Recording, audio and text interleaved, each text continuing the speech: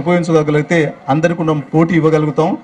మనం అంటే surplus energy మనం ఉత్పత్తి చేయడం కాకుండా మిగతా దేశాల్లో కూడా ఇవ్వడానికి ఉంటుంది. అంటే మనం ఎనర్జీ విషయం గురించి ఆలోచించాల్సిన అవసరం లేదు మనం సౌరశక్తిని ఉపయోగించగలిగితే. దీంట్లో రెండు రకాలు. ఒకటేమో సౌరశక్తి ఉత్పాదన చేసి గ్రిడ్ ద్వారా అందరికి పంపించడం. రెండవది ఆఫ్ గ్రిడ్, అంటే గ్రిడ్తో సంబంధం లేకుండా మన అవసరాలకి, గృహ అవసరాలకు కానివ్వండి, వ్యవసాయ అవసరాలకు కానివ్వండి, మనంతటా మన సౌరశక్తిని ఉత్పత్తి చేసి మనం వాడుకోవడానికి వీలుగా ఉంటుంది. ఈ సంవత్సరం ప్రభుత్వం దాదాపు 10,000 మోటార్లకి సౌరశక్తిని ఇవ్వడానికి భారత ప్రభుత్వం ఒక స్కీమ్ అనౌన్స్ చేసింది. మన రాష్ట్రానికి దాదాపు 2,000 కనెక్షన్స్ అన్నారు. కానీ ఇప్పటికి కూడా మార్గదర్శక సూత్రాలు రాలేదు. బట్ వీళ్ళంటే త్వరగా వస్తే రైతులు దాన్ని ఉపయోగించుకోవాల్సిన అవకాశం ఉంది. దాన్ని అంటే పత్రికల ద్వారా, ప్రసార మాధ్యమాల ద్వారా మనం రైతుల దాకా తీసుకెళ్ళగలిగితే ఇది బాగా ఉంటుంది. ఈ మధ్యనే అంటే మన రాష్ట్ర ప్రభుత్వం కూడా టెండర్స్ పిలవటం కూడా జరిగింది వాటి గురించి. బట్ ఈ సౌరశక్తిని ఎంత ఎక్కువగా ఉపయోగించుకోవాలి వ్యవసాయంలోనూ, తర్వాత గృహాల్లోనూ, ఇళ్లలో కూడాను చేసుకోగలిగితే ఎనర్జీ ఏదైతే ఉందో ఇండస్ట్రీకి, పరిశ్రమకి మనం ఎక్కువ ఇవ్వగలిగిన వాళ్ళతో పరిశ్రమలు అభివృద్ధి చేయడానికి వీలుగా ఉంటుంది. ఇంకా ఎక్స్టెన్షన్ గురించి, అంటే మనం ఏ జ్ఞానాన్ని రైతుల దాకా తీసుకెళ్ళటం ఎలాగా అనేది ఒక కార్యక్రమం గురించి మాట్లాడినప్పుడు, నాబార్డులో ఒక కార్యక్రమం, రైతు క్లబ్ల కార్యక్రమం అనేది ఉంది. మన రాష్ట్రంలో దాదాపు 10,000 రైతు క్లబ్లు ఉన్నాయి. కానీ ప్రతి గ్రామానికి ఒక రైతు క్లబ్ ఉంటే బాగుంటుంది. అంటే ఏ సాంకేతిక సమాచారం కానివ్వండి, మనకు వ్యవసాయంలో వస్తున్న మార్పుల గురించి కానివ్వండి, మన రైతు మిత్రులకి చేర్చడానికి ఇది ఒక సాధనంగా పనిచేస్తుంది. అందుకొరకు రైతు క్లబ్లను ఎక్కువగా మనం ప్రోత్సహించుకోగలిగితే బాగా ఉంటుంది అనేది ఇంకొకటి. ఇంకొక ముఖ్యమైన విషయం, రైతులు ఇప్పుడే విన్నాం, మన గిట్టుబాటు ధర ఉండదు. అంత ఆరుగాలం కష్టపడి చేసి పంట చేతికి వచ్చిన తర్వాత, అంటే మన నేషనల్ డిజాస్టర్స్ వీటన్నింటినీ కూడా ఫేస్ చేసి ఉత్పత్తి ఇంటికి వచ్చాక కూడా ధర లేకపోవడం వల్ల రైతు దెబ్బతింటాడు. సో దీని గురించి కొత్త పథకం వీరారెడ్డి గారు మీకు చెప్పారు.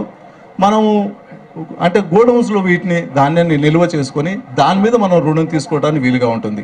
ఎప్పుడైతే మనకి రేటు బాగా ఉంటుందో, గిట్టుబాటు ధర ఉంటుందో అప్పుడే అమ్మటానికి వీలుగా ఉంటుంది. ఇది కూడా మనకి రైతుల్లో అవగాహన పెంచాల్సిన అవసరం ఉంది. దీనికి అవసరమైన గిడ్డంగుల్ని మనం ముఖ్యంగా గ్రామాల్లో ఏర్పాటు చేయాల్సిన అవసరం ఉంది. నాబార్డు ద్వారా గ్రామీణ గిడ్డంగుల కార్యక్రమం ఏదైతే ఉందో, అమల్లో ఉందో, దాన్ని సహకార సంఘాలు కానివ్వండి, రైతులు కానీ ఉపయోగించుకొని ఎక్కువగా అంటే మనకి స్టోరేజ్ కెపాసిటీ పెంచాలి.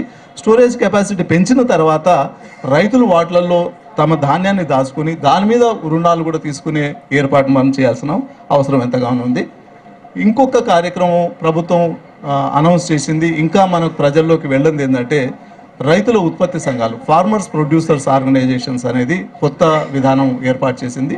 అంటే రైతు ఉత్పత్తికి చేయటం ఒకటే కాకుండా మార్కెట్ కూడా తనే వెళ్ళేటట్టుగా చేయాలనే ఉద్దేశంతో దీని గురించి కూడా అవగాహన రైతుల్లో పెంచుకోగలిగితే గ్రామాల్లో ఇటువంటి ఫార్మర్స్ ప్రొడ్యూసర్స్ ఆర్గనైజేషన్స్ మనం చేసుకుని వాళ్ళు ఉత్పత్తి, మార్కెటింగ్ అన్నీ వాళ్ళ ద్వారానే చేసుకోవడానికి అవకాశం ఉంటుంది. ఎందుకంటే ఒక 500-600 మంది రైతులు ఒక సంఘంగా ఏర్పడి వాళ్ళ ఉత్పత్తిని అంతా మార్కెట్లోకి తీసుకురాగలిగితే బార్గెనింగ్ కెపాసిటీ ఉంటుంది, వాళ్ళకి మంచి ధర రావడానికి వీలుగా ఉంటుంది. అట్లాగే వాళ్ళ అవసరాలు అంటే ఏవైతే ఇన్పుట్స్ ఉన్నాయో ఇవన్నీ కూడా కంబైన్డ్ బేసిస్ మీద తీసుకోవడానికి ఉంటుంది. ఇంకా ఎక్కువ సమయం తీసుకోకుండా ఇక్కడికి వచ్చిన మిగతా సంస్థల నుంచి వచ్చిన వాళ్ళు వాళ్ళ స్కీమ్స్ గురించి చెప్పారు. కొంతమంది రైతులు మీ ఫోన్ నెంబర్లన్నీ కూడా అడిగి తీసుకున్నారు. అంటే ఇంకా గ్యాప్ ఉంది. మనం చేస్తున్న అంటే పరిశోధనలు కానివ్వండి, మనం చేస్తున్న వివిధ కార్యక్రమాల గురించి కూడాను రైతుల దాకా వెళ్ళట్లేదు. ఇంకా అవి కూడాను ఎవరికైతే అవసరం వాళ్ళ దాకా వెళ్ళట్లేదు. సో దీన్ని ఎక్స్టెన్షన్లో భాగమే అనుకోండి, కానీ ఏ విధంగా తీసుకొస్తే బాగుంటుంది అనేది ఆలోచిస్తే నాకు కోరిక ఉండింది. ఆ కాలంలో నేను చేయలేకపోయింది ఏంటంటే, హైదరాబాద్లో ఎన్నో సంస్థలు ఉన్నాయి.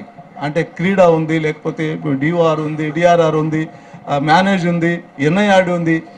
ఎవరి కార్యక్రమాలు వాళ్ళు చేస్తూనే ఉన్నారు. కానీ అందరూ ఒక వేదిక మీదకి వచ్చి మేం చేస్తున్నది ఇది, దీనివల్ల లాభం ఉంటుంది, ఫలానా కార్యక్రమాలు మా దగ్గర జరుగుతున్నాయని ఒక వేదిక మీద అది జరగట్లేదు. అది జరగాల్సిన అవసరం ఉంది.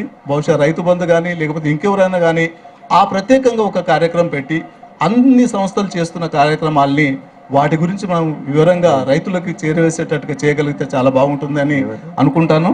దాని ద్వారా మనం చేస్తున్న కృషి రైతుల దాకా వెళ్తుంది, రైతులు దాని ద్వారా లబ్ధి పొందుతారు. నేను ఇంకా ఎక్కువ సమయం తీసుకోకుండా నేను పిలువని కార్యక్రమానికి వచ్చినా నాకు మాట్లాడే అవకాశం ఇచ్చారు. నాకు చాలా సంతోషము. రైతు బంధు మిత్రులకి ధన్యవాదాలు తెలియజేస్తూ అవార్డు గ్రహీతలందరికీ కూడా హార్దిక శుభాకాంక్షలు తెలియజేస్తూ ముగిస్తాను. నమస్కారం. Thank you sir. ఈ అవార్డ్ ఫంక్షన్కి మాకు పూర్తి సహకారం అందించినటువంటి మీ మేలు మేము మర్చిపోలేము. అండ్ అలాగే ఈ సభలో కె రాములు గారు, deputy director of agriculture department గారు కూడా ఉన్నారు. Thanks for coming sir. ఇప్పుడు యువ నాయకులు దేవరకద్ర ఎమ్మెల్యే గారు శ్రీ ఏ వెంకటేశ్వర రెడ్డి గారు ప్రసంగిస్తారు. అనంతరం రైతులకి అవార్డులు ఉంటాయి, రైతు బంధు అవార్డులు ఉంటాయి. Please sir. అందరికీ నమస్కారం. ఈరోజు ఈ కార్యక్రమాన్ని ఆర్గనైజ్ చేసినటువంటి రైతు బంధు ఆర్గనైజర్స్ అందరికీ, వేదిక మీద ఉన్న పెద్దలు వీరారెడ్డి గారికి, వేదకుమార్ గారికి, పెద్దలు మోహనయ్య గారికి, డాక్టర్ వెంకటేశ్వర్లు గారికి, మిగతా శాస్త్రవేత్తలందరికీ, వచ్చినటువంటి శాస్త్రవేత్తలు, రైతు బంధువులు, మీడియా మిత్రులందరికీ కూడా నమస్కారాలు తెలియజేసుకుంటూ, చాలా విషయాలు ఇంతకుముందు పెద్దలు మాట్లాడేటప్పుడు చెప్పడం జరిగింది. నేను 2006 నుంచి 2011 వరకు జెడ్పీటీసీగా ఉన్న కాలంలోనే మహబూబ్నగర్ జెడ్పీలో 2008లో ఈ ఎన్ఆర్జీఎస్ స్కీమ్ ఏదైతే ఉందో ఆ స్కీమ్ని రైతులకు అనుసంధానం చేయాలని జిల్లాలో మొట్టమొదటిగా మాట్లాడడం జరిగింది. ఆ రోజు దాని మీద చాలా సీరియస్గా లేకుండే, కానీ రాను రాను మొన్న అసెంబ్లీలో కూడా తీర్మానం చేసి ఇలా ఎన్ఆర్జీఎస్ స్కీమ్ని రైతులకు అనుసంధానం చేయాలనేది తీర్మానం కూడా మొన్న అసెంబ్లీలో చేయడం జరిగింది. చాలా అవసరం కూడా అది. ఎందుకంటే ఎన్ని విధాలుగా చూసినా మనం రైతుని ఏ విధంగా సపోర్ట్ చేయాలన్న కాన్సెప్ట్ తోటి ముందరకు పోయినప్పుడే ఇలా రైతు ధైర్యంగా ఉండగలుగుతాడు. సొసైటీలో అంటే ఒక ఇండస్ట్రీగా మనం రైతును ప్రోత్సహించాల్సిన అవసరం ఉందని ఈ సందర్భంగా తెలియజేస్తూ ఉన్నాం. ఇలా సింపుల్గా ఈ మొబైల్ తయారు చేసే కంపెనీలు కానీ, ఈ వాటర్ బాటిల్ తయారు చేసే కంపెనీలు కానీ, లాస్ట్కి ఈ బొకే తయారు చేసే వాళ్ళు కూడా మా ప్రోడక్ట్ ఇది, మేము ఈ రేటు పెడుతున్నామని చెప్పి ధైర్యంగా చెప్పి పెట్టగలుగుతూ ఉన్నారు. కానీ రైతు పండించే పంట మాత్రం కొనేటోని ఇష్టమే తప్ప పండించిన రైతు మాత్రం ధైర్యంగా నేను ఈ రేటుకి అమ్ముతానే పరిస్థితి లేకుండా పోతా ఉంది. అందుకే ఇలా రైతులు వ్యవసాయాలు చేసి అప్పుల పాలైపోయి ఇలా చాలా బాధాకరమైన విషయం, ఇప్పటికీ ఆత్మహత్యలు జరుగుతూ ఉన్నాయి. అందుకే ఇక్కడ ఉన్న శాస్త్రవేత్తల్ని నేను రిక్వెస్ట్ చేసేది ఏంటంటే వాళ్ళకు మనోధైర్యం ఇస్తూనే, అంటే వ్యవసాయాన్ని కూడా ఒక గిట్టుబాటుగా, వ్యవసాయం చేసే వాళ్ళు కూడా గ్యారెంటీగా మనకి ఇంత ఇన్కమ్ వస్తుంది పర్ ఎకరాకు అనే విధంగా ఏ పంటలు వేయాలని, అదేవిధంగా శాస్త్రవేత్తలు సూచించిన సలహాలు పాటించాలని కూడా ఇక్కడికి వచ్చిన రైతులను కోరుతా ఉన్నాం. ఒక చిన్న ఎగ్జాంపుల్, గత 4-5 రోజుల నుంచి నా కాన్స్టిట్యున్సీలో శంకర్ సముద్రం అనే రిజర్వాయర్ ఉంది. ఆ రిజర్వాయర్కు లిఫ్ట్ ద్వారా నీళ్లు తీసుకుంటా ఉన్నాం. జూరాల నుంచి రామన్పాడు నుంచి లిఫ్ట్ చేస్తూ ఉన్నాం. యాక్చువల్గా లిఫ్ట్ ఇరిగేషన్కి సంబంధించి ఒక క్రాప్కే నీళ్ళు ఇవ్వడానికి అవకాశం ఉంటుంది. రెండో క్రాప్కు మనం లిఫ్ట్ ఇరిగేషన్ ద్వారా ఇచ్చే పరిస్థితి ఉంది. ఎందుకంటే జూరాలకు ఇన్ఫ్లో ఉండదు కాబట్టి ఇయ్యలేని పరిస్థితి. 4-5 రోజుల నుంచి మా రైతులకు చెప్తున్నా సెకండ్ క్రాప్ వేయొద్దు, వరి వేస్తే, ఎందుకంటే ఈ వారం రోజులు 10 రోజులు మనం ప్రెషర్ పెట్టి డిపార్ట్మెంట్ తోటి నీళ్ళు ఇప్పగలుగుతాం, కానీ దగ్గరికి వచ్చే కొద్దికి నష్టపోతారని. అయినా ఈయన స్టేజ్లో ఎవరు రైతులు లేరు. ఫస్ట్ పంటకే చాలాసార్లు డిపార్ట్మెంట్ తోటి మాట్లాడి కొట్లాడి ఆ రిజర్వాయర్ నింపాల్సిన పరిస్థితి వచ్చినది. అంటే ఎందుకు చెప్తున్నారు అన్నది కూడా కొంతవరకు రైతులు ఆలోచించగలిగితే, ఆ ప్రత్యామ్నాయ పంటలు వేసుకోగలిగితే ఈ ఇబ్బందులు ఉండకుండా ఉండే పరిస్థితి ఉంటుంది. కాబట్టి అట్లా ఆలోచించాలని కోరుకుంటూ, అదేవిధంగా ఇప్పుడున్న ప్రభుత్వం, సోదరులు ప్రదీప్ గౌడ్ గారికి స్వాగతం. ప్రభుత్వం కూడా ఇలా రైతుల పక్షాన ఉండాలనే ప్రయత్నం చేస్తూ ఉంది. ఇలా దాదాపు 50-60 సంవత్సరాల నుంచి ఇలా చెరువులను పట్టించుకోకుండా ఉన్న పరిస్థితుల నుంచి ఇవాళ ప్రతి సంవత్సరం కూడా ప్రతి కాన్స్టిట్యున్సీలో ఒక 100 చెరువులు పూడికలు తీయాలన్న ఉద్దేశంతో ఇలా ప్రభుత్వం ఆ పథకాన్ని తీసుకోవడం జరిగింది. ఈ బడ్జెట్లోనే ఈ 5 నెలల కాలానికి దాదాపుగా 2,000 కోట్ల రూపాయలు పెట్టడం జరిగింది. ఇలా నా కాన్స్టిట్యూన్సీకి సంబంధించి ఒక 125 చెరువులు ఈ ఎండాకాలం లోపల చేయాలన్న ఆలోచనతో ఎస్టిమేట్లు కూడా వేయించడం జరిగింది. దాంతో 2 విధాల అడ్వాంటేజ్, ఇంతకుముందు పెద్దలు వీరారెడ్డి గారు చెప్పినట్లు, అంటే స్టోరేజ్ కెపాసిటీ పెరుగుతూనే దాంట్లో ఉన్న సిల్ట్ బీసీ సాయిల్ తీసుకొని రైతులందరికీ ఉపయోగపడే విధంగా ఫర్టిలైజర్ కానీ అది ఉపయోగపడుతుంది. కాబట్టి అది కూడా ఒక మంచి కార్యక్రమంగా భావిస్తున్నాం. అదేవిధంగా ఇలా 16-17 వేల కోట్ల రైతు రుణాలు ఉంటే ఇలా ప్రభుత్వం 4,250 కోట్లు ఒక సింగిల్ జీవోగా తీసుకొచ్చి రిలీజ్ చేయడం జరిగింది.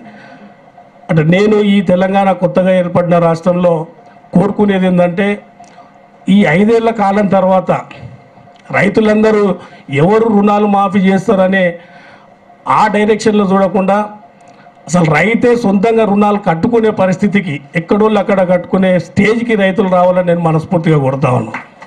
ఎందుకంటే ఇవాళ ఇన్ని కోట్లు ఇచ్చినా నిజంగా ఇంకా బాధనే ఉంది. ఇప్పుడు 17,000 కోట్లు నిజంగా ఉంటే ఇవ్వాలన్న ప్రభుత్వానికి చిత్తశుద్ధి ఉన్నా కూడా కొన్ని ఇబ్బందులు, ఆర్బీఐ రూల్స్ కావచ్చు, సెంట్రల్ గవర్నమెంట్ సపోర్ట్ కావచ్చు, ఇవ్వలేని పరిస్థితి కావచ్చు. అయినా కూడా ఇచ్చిన మాట నిలబెట్టుకోవాలని గౌరవ ముఖ్యమంత్రి గారు ఇంతవరకు ఒక సింగిల్ జీవోతోటి 4,250 కోట్లు రిలీజ్ చేసిన సందర్భం లేకున్నది. అయినా కూడా రైతుల పక్షాన నిలబడాలని చేసినందుకు మరొకసారి వారికి ధన్యవాదాలు తెలియజేసుకుంటూ, ఇలా మహబూబ్నగర్ జిల్లాకు సంబంధించి అంటే రైతులకు ఉపయోగపడే విధంగా ఉండాలని చెప్పేసి గౌరవ ఎంపీ గారు అంటే ఫుడ్ ప్రాసెసింగ్ యూనిట్లు కూడా పాలమూరు జిల్లాలనే తీసుకొచ్చే విధంగా సెంట్రల్ గవర్నమెంట్ తోటి మాట్లాడి దాన్ని ప్రాసెస్ చేస్తున్నారని సందర్భంగా తెలియజేస్తూ ఉన్నాం. అదేవిధంగా సోలార్ పంపుల గురించి కూడా ఎలక్షన్లు కాకముందు నేను డిసెంబర్ జనవరిలో ఒకసారి గౌరవ ముఖ్యమంత్రి గారి ఫామ్ కోవడం జరిగినది. అక్కడ ఒక సోలార్ పంపు 5 HP ఉన్నది. ఆ రోజు సారు నేను ఇద్దరు నడుచుకుంటూ వెళ్తూ ఉంటే ఆ రోజు రిక్వెస్ట్ చేసినాం, సార్ అసలు ఈ సోలార్ పంపులు అనేది రైతులకు మనం ఇప్పుడు ఇస్తున్న సబ్సిడీ కాకుండా 80% గవర్నమెంట్ ఇచ్చేటట్లుంటే తప్పనిసరిగా అంటే రైతులు ఇంట్రెస్ట్గా పెట్టుకోగలుగుతారు, మనం సపోర్ట్ చేసినట్లయితే కరెంటు కూడా ఈ ఇబ్బందులు ఉన్న పరిస్థితి ఉంటుందని ఆ రోజు చెప్పడం జరిగినది. అందుకే ఇవాళ గౌరవ ముఖ్యమంత్రి గారు కూడా ఇప్పుడు సెంట్రల్ గవర్నమెంట్ ఏదైతే 30% సబ్సిడీ ఇస్తుందో దానికి కలుపుకొని ప్రతి పంపు సెట్కి 1,00,000 రూపాయలు ఇవ్వాలని డిసైడ్ కూడా చేయడం జరిగింది.